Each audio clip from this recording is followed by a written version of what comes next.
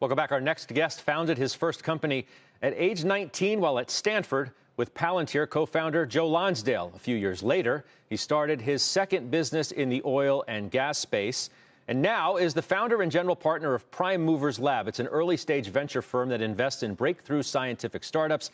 Dickens joins us now. Welcome. Good to talk to you. Thank you, Scott. I appreciate you having me on. You have quite the resume. OpenGov with Lonsdale while at Stanford. Then you do Tachyius, where you're backed by Peter Thiel and the Schlumberger family in oil and gas. And now you're the co-founder of Prime Movers Lab. Tell us what Prime Movers Lab is and what kind of companies you're on the lookout for today. Yeah, our mission is to invest in breakthrough scientific inventions that have the ability to transform billions of lives. These are technologies in energy, transportation, infrastructure, manufacturing, the future of computing, and human augmentation that can radically improve quality of human life and, as a result, produce phenomenal returns for our investors as well. How big is your portfolio right now of companies? Between the core portfolio and some of the smaller investments we've made, we've probably got about 24 companies spanning everything from space transportation to coronavirus vaccines to industrial solar heat, kind of across a broad spectrum. Yeah. What's the investment environment like right now, just given where the markets are, the uncertainty that exists around the election, the volatility we're witnessing now? What do you see from an early stage investor standpoint? Yeah, I was actually just reading Fred Wilson's blog post from Union Square Ventures, and in the last quarter, investment activity has been continuing to be at an all-time high in the early stage world. So venture is still doing business.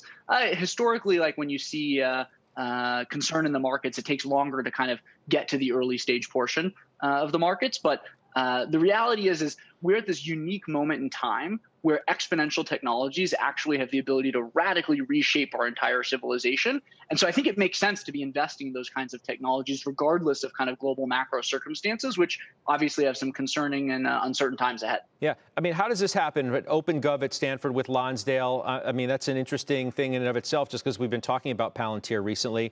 Tachyius, I mentioned, is in oil and gas. Peter Thiel is a backer, along with the Schlumberger family as well. And then one of your portfolio companies, Heliogen, has Bill Gates as one of your co-investors. How does all this come together for someone so young as you? Well, yeah, I think it doesn't have to do with me, to be frank. It has to do with surrounding yourself with people that are much better than you. You know, at OpenGov and at Tachyius and at Prime Movers Lab, I'm surrounded by teams of people that are much, much smarter than me, that are domain experts in the particular things that we invest in or the companies that we build.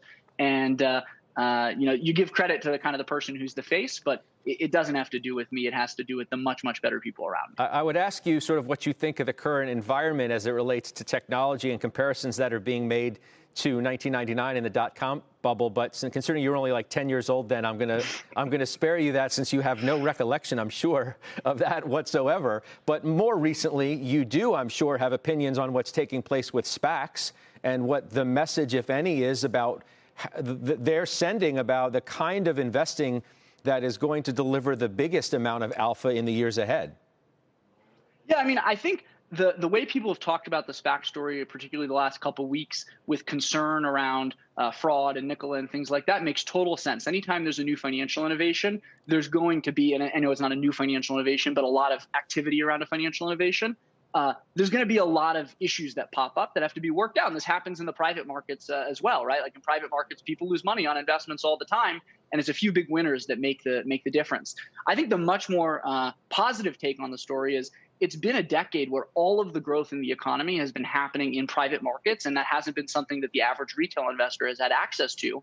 And what SPACs are being used for right now is taking companies public at an earlier stage where there's definitely more risk, but there's way more upside and way more return as well. So I think it's an exciting time for the public markets to finally have access to growth stories again that can really drive meaningful returns and, drive meaningful wealth in a broad-based distribution as well. It's an interesting point you make, because when you look at, when you make your point, I'm thinking of immediately of Uber. And, these late-stage private companies that are so late-stage, you clearly wonder how much growth is left by the time they go public. And now I'm thinking of an Airbnb, which isn't even public yet, falling into the same basket of the stories you're talking about. Yeah, I mean, you've seen kind of late-stage growth VC investors, which is generally, like foundations, endowments, high net worth individuals, reaping a lot of the benefits of this growth, and they can continue to reap that benefit in the public markets. But the average guy hasn't actually had the opportunity to invest in these extraordinary technologies. Now, of course, again, they're high risk, and people need to build a portfolio that's well diversified to manage that risk. But that's where the growth has been. That's where the economy has been. And if you look at the next decade, that's where the future is, right? I don't think you're going to see 10 years from now much of the Fortune 500 look the same. You're going to see new names, new faces that are radically reshaping the kinds of technologies we all rely on to live our lives. How is COVID shaping the way you're investing in your portfolio companies, if at all? Yeah, I mean, it's interesting for us. We were actually a remote venture capital firm from day one. So we're a team of like a dozen people spread across the country. And, people would ask us, like, how do you run a remote venture capital firm? I think everyone's kind of gotten it now. Like, remote work is a nice thing. It gives people a better quality of life. It gives us the ability to tap the best talent around the country, both for our team and for the founders that we're investing in. And it gives us a lot of flexibility to kind of just jump on a plane and go wherever we need to go. So frankly, COVID has not changed stuff for us. Obviously, it's been tough for many people, but we've been fortunate that we were kind of prepared. Do you have anything in your portfolio that deals with COVID and with therapeutics, vaccines, anything of the like? Yeah, we invested in COVAX, which is a coronavirus vaccine. They're using a synthetic peptide platform that is much safer, much more manufacturable, and from preclinical data has some of the best neutralizing antibody response of any of the vaccines in the market. They've been a little more under the radar, but I'd look out for them over the next couple months. They're going to be delivering 50 million plus doses in Q1.